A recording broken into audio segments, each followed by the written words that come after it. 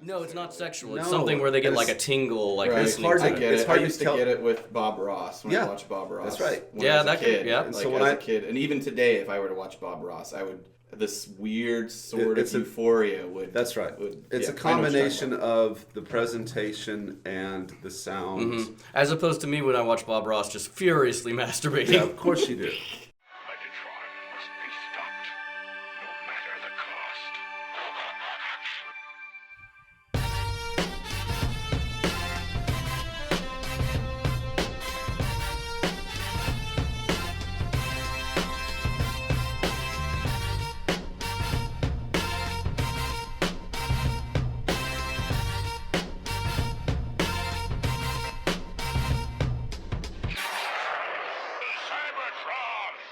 Hello, ladies and gentlemen, and welcome to the Autopod Decepticast. This is your weekly podcast that delivers a minute-by-minute breakdown of the 1986 Transformers movie. Yeah! We are at episode 36, which is covering minute 35:01 to the 36-minute mark. I am your host, Aaron, here with my wintry cold collective of computerized comrades, my co-hosts. Please introduce yourselves. I am Ryan. And I am Caleb. And are we halfway through? What's the halfway mark for this whole deal? Oh gosh, 85 divided by 2-ish. 40 something. and a half. Oh, God. Yeah, we're getting Listen, close. every episode that we go, I get a sad because it does have a lifespan. I like doing this. This is one of my favorite creative things to do, and it's like it does have an end date. And I'm like, cancer, kill me now. Super. We'll put his picture up at R.I.P. Caleb. He doesn't have cancer, everybody. Don't worry about that. If Transformers were real, and I'm not saying they're not, because like God, we have no proof that they're not real, but if they are real, what Transformer do you think would give the best gifts as we approach the holiday season here? I think Bumblebee seems very nice. He's thoughtful. Yeah, and he spends a lot of time with Spike, so he understands how important material goods are to humans. He seems like he gives some good gift cards. Yeah, all right. Best Buy. All I want is an Amazon gift card. That's all I'm asking anybody to give me anymore. Oh, really? Yeah, it's so much easier for me. I can get exactly what I want. I don't have to pretend I like what somebody gave me. Whatever, you like everything I've ever given you. It's fine. I'm trying to imagine Soundwave like opening his chest and presents flying out of it. that or I think Wheelie would make a good stocking stuffer. I think Wheelie would be the type of guy who would be like a child where it brings you like a pine cone with like crayon markings on it. Peanut butter. Wheelie say, "Happy birthday." Okay. So, thank you for indulging in that. So, hey guys, we have a new iTunes review. Sweet. Awesome. The headline is My Favorite Transformers Podcast. Yeah. Mine too. These guys are hilarious. Great impressions, especially the guy that does Starscream. Wait a minute. Wait. So I'd like to thank our iTunes reviewer, Two Man War. All right. God. So this might be you. Well, I realized I can't believe I hadn't done it yet. I haven't either. I'm doing it in a little bit. Hey. I actually thought exactly of doing the exact same thing of saying how funny and handsome that Ryan guy is. I like that we have charted. We are Yeah. what is it? We're the number 18. We rank true. 18th. That's right. For Transformers podcasts. That's right. We're number 18. I mean, I did it. I don't know if that's official that we're 18, but what I will say is that I mean, we are the 18th thing. If you were to search Transformers, it's not like it says number 18, Yeah. but we are the 18th thing. If we get more reviews on iTunes, it will make it go up. Yes, I mean the more reviews and the more more subscribers. Subscribers, yeah, you get the higher the result. So I'm begging our listeners, if you have not yet put a review on iTunes, just say 5 stars and thumbs up. Sure. It takes like 5 seconds. Just do it. We want to see if we can become number 17. How about this? I say let's put out a challenge. November 19th. if you review, let us know and Tweet at us, and or- tweet at us, send us a PM or contact us. We've got Right. all our shits out there. It's not that hard. Yeah, we have ways for you to get. We're hold going of to us. send you a little personalized something. We're Really? not going to tell you what it is, but it's they- going to be something. So they need to give their home address or Yeah, PO box yeah, exactly. and your social security number, please. So that actually entails that you have to leave a comment. You have to comment. You can't just go in and rate. Rate and comment, And let us know. and then let us know, and then something a little 5 special come your stars. way. Well, Five yeah, stars. 5 stars. Don't do this 4.5 bullshit. You can do halves. I don't know. I don't think you can. I don't You know. can only average out to halves. I don't know. So that's our lie about how you feel about us. Yeah. We don't. It doesn't have to be true. just give us 5 stars. If and it's you'll a get 3-star, it can be 3 stars in your heart. And so they'll get, and so they'll receive a special gift in the mail from us. Something It's personal, the holidays, guys. Something personal, and it won't. Each one will be different. unique and one of a kind. Yes. All right. Cool. It's on. It kicks off on the 19th of November, and we'll say through Christmas. Cool. Yeah, because that gives people an opportunity, like Yeah. they're visiting family and friends over Thanksgiving and Christmas. It gives Yeah, and them you a don't want to chance- talk to your stupid family, so go and lock yourself in the no. bathroom. Listen to our No, podcast. they need to talk to their stupid family so they can tell them about the APOD decast. Tell them about our podcast. Okay, it'll end December 25th. Get Crazy Uncle Joe interested in the podcast. We'd Yeah. love to have him on board. Uncle Joe. Trans what? I don't. That sounds like some. Is had that a- Japanese? I had it. Oh, God damn Joe, it. you I hate this. lovable racist. Last episode recap. We got Unicron attacking Moonbase 1. Jazz and Cliffjumper reporting what was happening to them, to the Autobots on Earth. And Jazz and Cliffjumper run to a ship. Did they take off? They started to take off. Yeah, hit they some hadn't taken buttons. off yet. And so that brings us to the top of the 35th minute here. And you know what happens? Those bros blast off. And right up top, when it does blast off, again, we see like that heat shimmer. Yeah. And I am always a sucker for like that heat shimmer, It's which good. is way back in the Siege of Autobot City when Devastator crushed that cannon. You saw like some blue heat waves come out. I Yeah. just think it looks so cool. Good effect. In general, I've kind of cataloged this sequence of Unicron attacking moon bases as part of like one of the good parts in terms of like the animation, Animation's technicality. really good, like yeah. there's some stuff on Earth, some of the Prime Megatron fighting that didn't look so good, but like most of this is really Oh, yeah. solid. Yeah, this, yeah. this sequence. So they take off. And they get a little bit out there, but their Yeah. engines start to cut out, and We're not getting away. they get sucked And in right here to- at 3511, there's just a straight up butthole going into his tooth anus. Like it's one of the pits on Moonbase 1, but it just looks like a butthole to me. It just looks So kind of weird. what happens to their ship? They get sucked in, or Yeah, what? they get sucked into Unicron. And this is the thing. But like, does that mean they die? well, who knows? It's but like, I mean, this is the thing again. So we're just it's a snuff film for Autobots because it's like, oh, presumably they're dead. So Jazz and Cliffjumper have now been killed. I will see spoilers soon. What happens to Spike and Bumblebee? But it's like basically you will in the next couple minutes eliminate every old Autobot that you loved and cared about. But actually, they had a lot more they could have drawn from. You don't see guys like Huffer, Beachcomber. True. And part of it, as we've spoken in the past, is that as this movie was being animated, they didn't know those characters existed because it was on a parallel path with Season 2. But there's even Season 1 guys you don't see. Fuck, I don't know. There was Perceptor plenty was to a draw Season 2 from. guy? Yeah, there was plenty to... Well, yeah, that's true. There was plenty to draw from, and they were using some. But, okay, so Spike and Bumblebee... Now, after this planet is devoured, they're going to kind of Skype in from Moonbase 2. And like Jazz and Cliffjumper, they're reporting back to Earth. And their report is that Moonbase 1 is fucked. And it looks like they are too. They're going to try and slow it down, but it is not looking good. The transmission starts to fuzz out. Daniel is alarmed. Dad! Yeah. Well, he's basically just in his mind, watched his dad's death Right. coming up. And this is interesting because Spike is wearing his exosuit.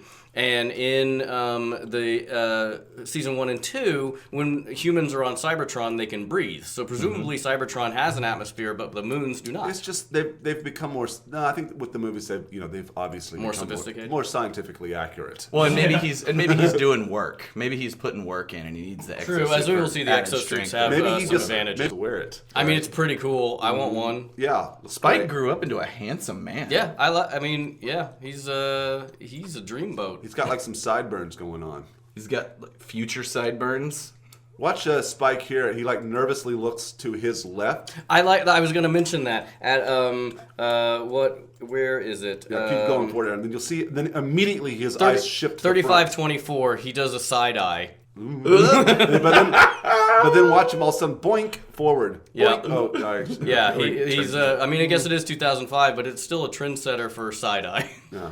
So they say we'll try and slow it down, but you better get here fast. Then it distorts, and I'm like, you better get here fast. There was just a huge war on Earth.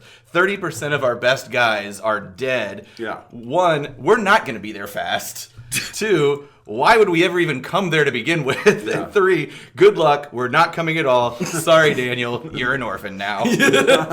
Also, you saw how quickly Moonbase 1 was dispatched. Oh, yeah. And it's like, you better get here in the next minute. Yeah. There's nothing anybody can do. So the other thing that I thought was weird about this sequence is, why is the signal for Jazz and Cliffjumper from our previous minutes so faint? Blaster, yeah. But the connection here is so clear, and they've got video, and it's very clear. I think maybe Unicron's presence causes a distortion, so since it's not close to it I yet. will go back to the thing that Jazz and Cliffjumper are idiots. They are the most incompetent duo. They're the Laurel and Hardy of the Autobots. They don't. They're like, we have a video. They didn't even know they probably were just not aware that they had video capability. Right. Again, we see Daniel at 35-29, and sitting with RC, and I mean, she kind of becomes like a protector in the show as well, and then later Daniel becomes her fucking head, That's right. which is weird. Look at the all right. So look at the cool landscape here or the moonscape of Moonbase. Yeah, Moonbase 2. It is interesting because Moonbase 2 we're at 35-31. It does look way different than Moonbase 1. Has more organic quality to it almost. Feeding back into that. Yeah, speaking of how good the animation is, I really love these parts where they're setting the Bumblebee and Spike are setting an auto-destruct to try to slow Unicron down. I like the red light. I just think everything looks really good. So Bumblebee is plugging in some wires, which I guess creates a bomb. He's hooking up the bomb. And activates the explosives. So he kind of plugs everything in. Spike does a little tweedly-dee and sets the timer for 20, whatever that means. And is it 20 seconds? Is it 20 minutes? Seconds. Well, that is a terrible time. It is. You can't do anything in 20 I seconds. do talk about this later. It's like to get to the shuttle, that pre-fight sequence in the shuttle must be like, just hit a button and we go. That shuttle needs to already be on. They just need to get on and I hope there's no keys you have to find. And I am also, again, a sucker for a good old-fashioned auto-destruct sequence. It happens in, like, every other Star Trek episode. And movie. Mm-hmm. And, well, that's what I meant, a movie. And then I don't know why Bumblebee doesn't turn into a car. Yeah, hop into me. Yeah, let's and do this. Drive. I guess it's pretty close. But one thing I do love about this is I timed it, and so many times in auto-destruct sequences they cheat, and they do cheat a little, but only by 2 seconds. I timed it too. It says 22 seconds. Yeah. That's so weird. How did you decide where to start it? Because nobody actually hits the start button on the timer. He sets the timer, then Bumblebee comes up and is like, let's get out of here. And then they just both run away. Nobody hits the start button. I tried to, because it changes from 20 to 19, so I kind of like tried to.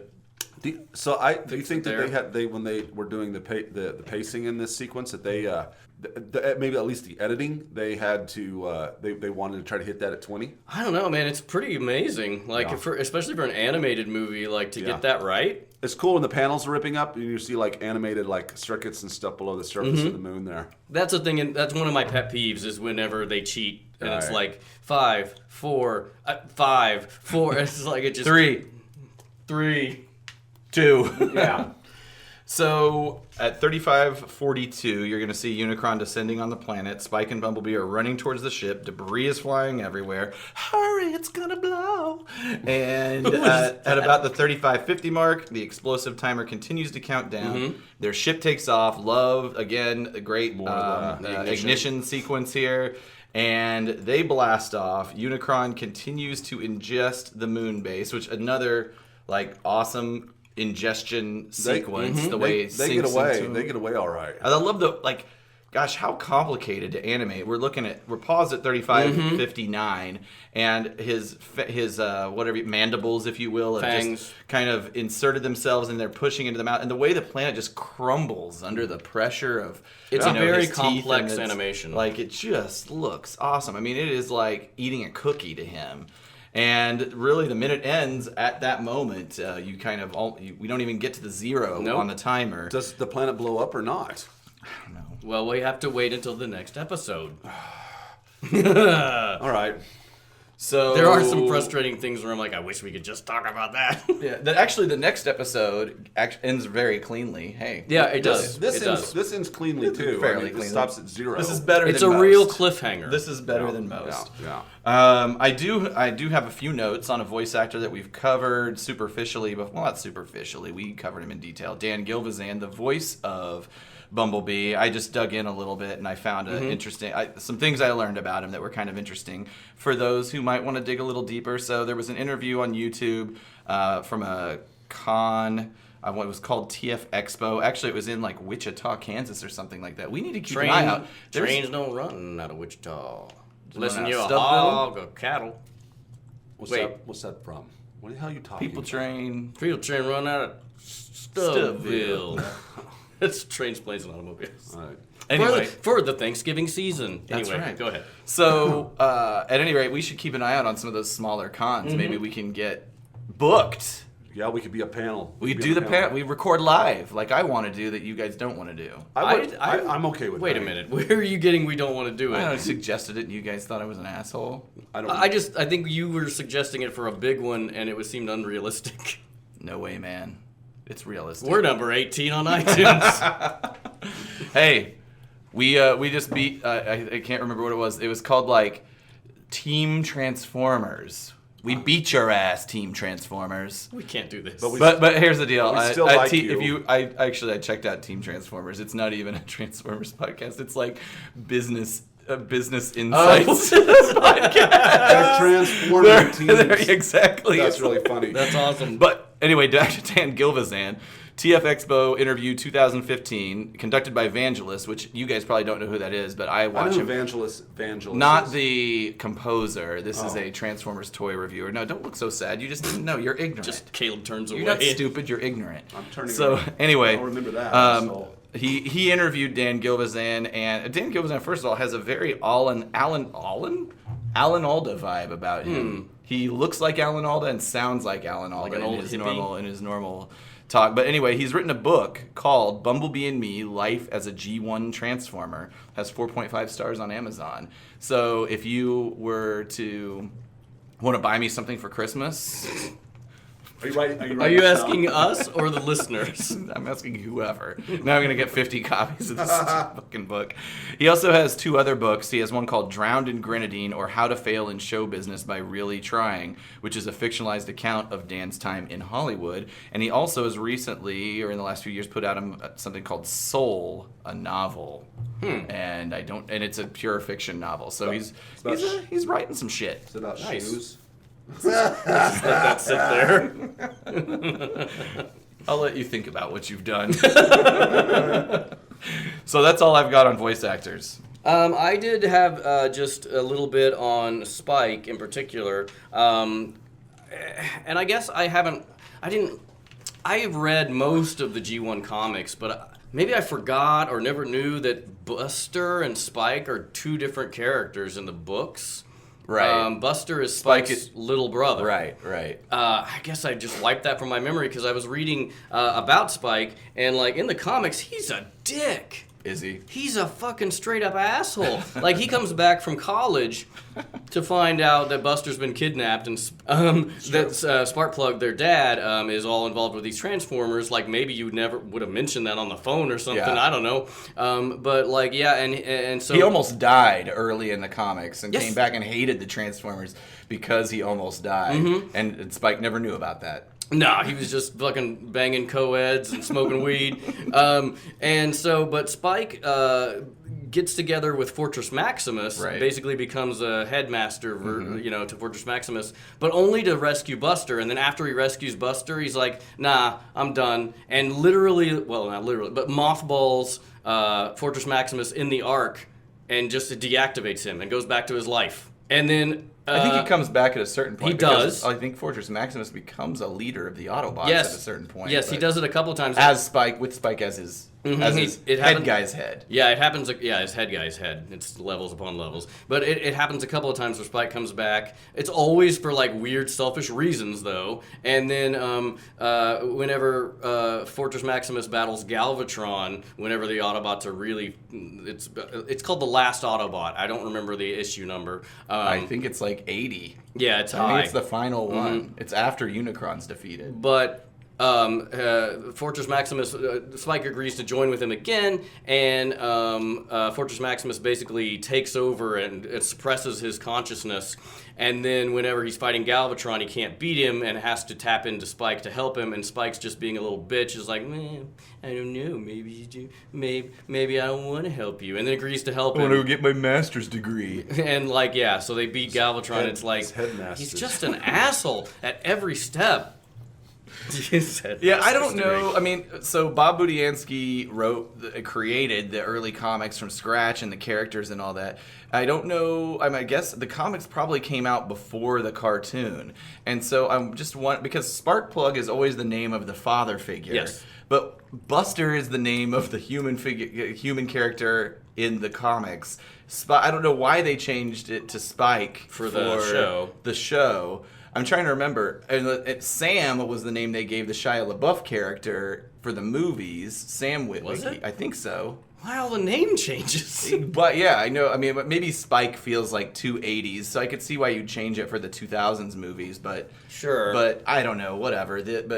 I just wonder at what point they decided this needs to converge, because in the cartoon, the final U.S. cartoons that had the headmasters, Spike did become the head of the guy that became the head of Fortress Maximus.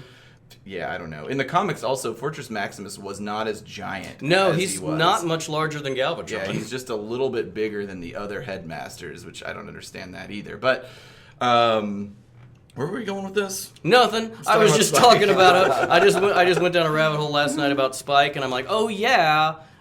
Because I'm thinking in one of our earlier episodes, I mentioned that Spike was the one who found Prime's head in one of the early comics, but it's not. It's Buster. So I, correct myself on that. Gotcha. Rip Deviations. Mine's pretty short. My version, which as we've discussed in the past, is gotta be a more recent version than your version. We think your version is a really early draft. My version that I've been following is probably, maybe the draft right before the final draft. It's more whittled down for sure. But the difference on mine is that when Spike and Bumblebee contact Earth, they reach Ultra Magnus on what is a portable communication device, not the 1990s public library monitor that we see them on in the movie. And Spike tells Ultra Magnus that it's a terrible nightmare. Finally, this is actually really interesting, and there's sort of either an editing flub, but so we're going to get to Galvatron and giving his Cybertron and its moons line in the next minute, but in the script, he delivers that line in between the moon crunchings.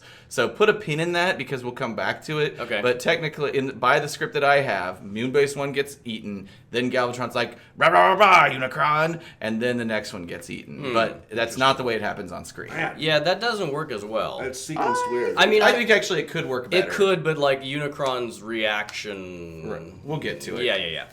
Okay, so in mine, this one's pretty short. If you remember from last episode, it was a whole bunch of shit. Basically, it was a Unicron coming toward the moon base and ingesting it, or it's moving toward it. Then in this one, ended with the same thing with Jazz saying we got to blast free. This one, they get into the escape pod and start retro blasters. The flame of the blasters whirling in wild winds, which is some good alliteration.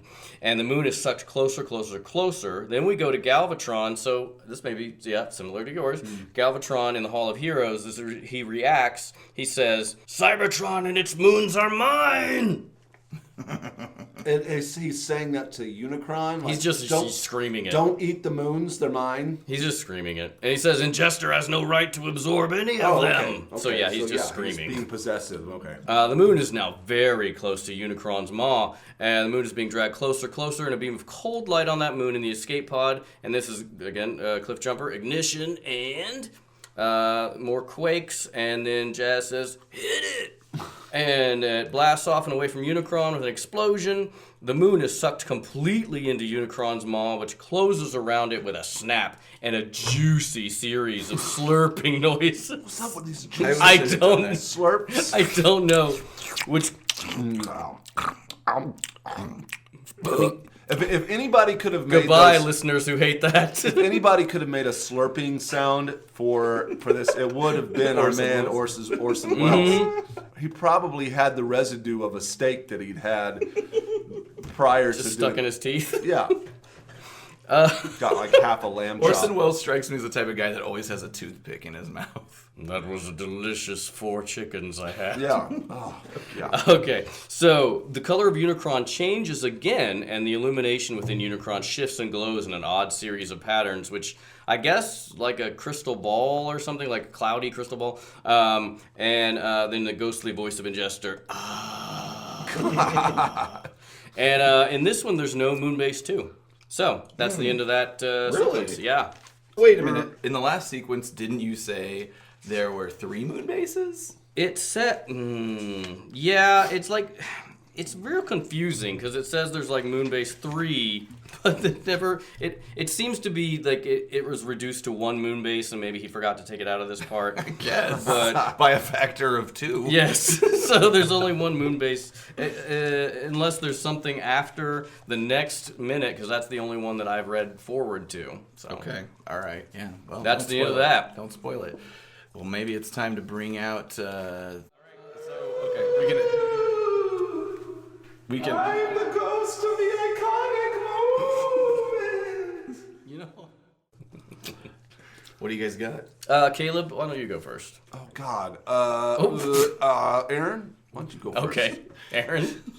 I just wrote down Unicron's fangs and teeth sinking into the moon base. That whole ingestion sequence. I mean, he eats these planets like they're sugar cookies. I mean, they just crumble under the weight and Is pressure. that how you eat sugar cookies? Just shoving the whole thing in your I shove them in. I shove them in like vertically. So, if you were to watch me do it, you'd see the whole circle of the cookie in your mouth, in my mouth, and I just put pressure on it until it just just goes destroys. Exactly. Exactly. Shards down that with shoot out of your mouth. slurping noises. Yeah. Huge, giant sugar cookies too.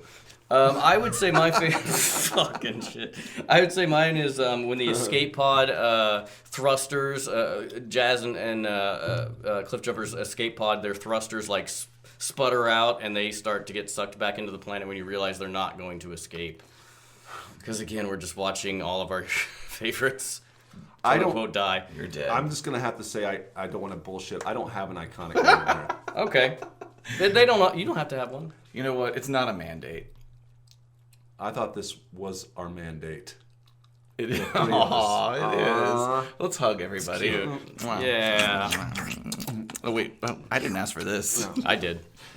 Okay, so guess what? Next time on the Autopod Decepticast. We are going to up the action, fellas, and take this podcast into PG territory. Mm-hmm. That's it. No. All right. Yeah. That's all you need, really. Shit. God damn. Fucking nice. Get off your house and jam. Isn't that a thing? Parliament Funkadelic shit? I don't know, man. God damn. Get off your horse and jam. Get or off your something. ass and Get jam. off your ass and Off your horse. That was a sample by Grandmaster Flash. He sampled it from Parliament. Shit. Yeah. God damn. Let's end this podcast episode. All right, everybody, listen to the show. iTunes, Stitcher, Google Play, and TuneIn. Follow us on social media, Twitter, Facebook, and Instagram. All of them at APodDcast. And, of course, there's the web presence at autopoddecepticast.com. Yeah, check out the web presence because I always do put some extra stuff like tangential things we talk about. I put them up on the podcast episode page, so check that out. Don't forget about our contest. Rate and subscribe. If you give us 5 stars, we're going to send you a special gift. 5 stars And a review. And a review. Yes. And let us know about it. Yes. Tell all your friends and family, over the holidays. We need more people to listen to Email us. us your contact or your address, and we'll maybe send you a little something for the holiday. It'll be great. It'll be great. You'll like it. All right, guys, everybody, thank you. Thank you, Talk to guys. next Thank you, week. listeners. Yeah. Bye. Bye.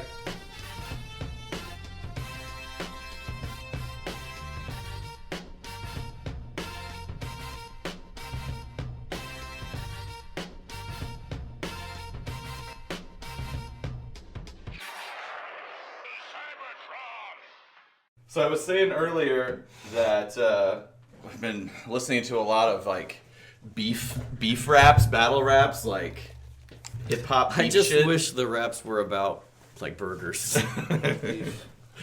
McDonald's is better than Burger King. A beef about beef. That's right.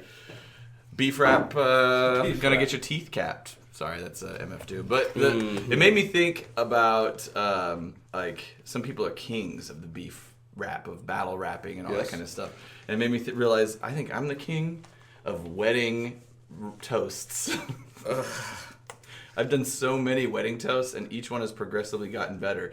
Yours was good, but I was just young, up and coming at that time. Yours So it was was- good, but it was... Yours was definitely prototype. remembered. It was a toast. Yeah. And then with Ryan, Fluffy, come here. I got even better. Mm-hmm. I brought out audio visuals. I did some face morphing type stuff, showed what their kids would look like if they ever made it. I don't know if you recall that. Thank God we didn't. I did some mad Photoshop I stuff. don't remember that. I do. I remember that.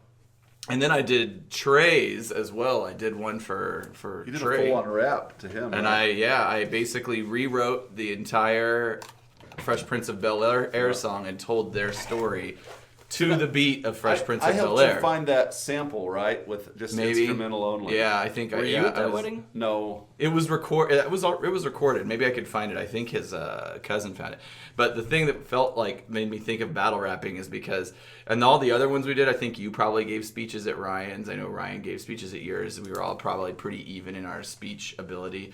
But I bodied that Trey one so hard because it was Emma's sister that came up and did one before me. Stick a gummy. And she just gave one of those like typical sort of like basic bridesmaids type speeches with a few Hit all kind the of like points. a few kind of like little jabs and all that kind of stuff. But then like mine was so hardcore that she shouldn't have even got up there, man. Man, what if she had to She looked follow like that shit. shit? I know. I like that's- how you I fit- told her to go first. Like I told Renee to go first too, when she gave a speech at your wedding. I was like, "You go first. You don't want to follow this." I like how you feel like it's a competition. I know it's not a competition at all, but in my head it has to be because I know course. mine was so much better. I mean, I remember I remember couching it in terms of a competition at Caleb's wedding. Like, I think mine was better. Do you anticipate doing any more toasts? Having any more weddings? I don't know. I doubt it. Who's I'm gonna old. get? I mean, I guess Ryan could get married to West. Could happen. Oh. Yeah.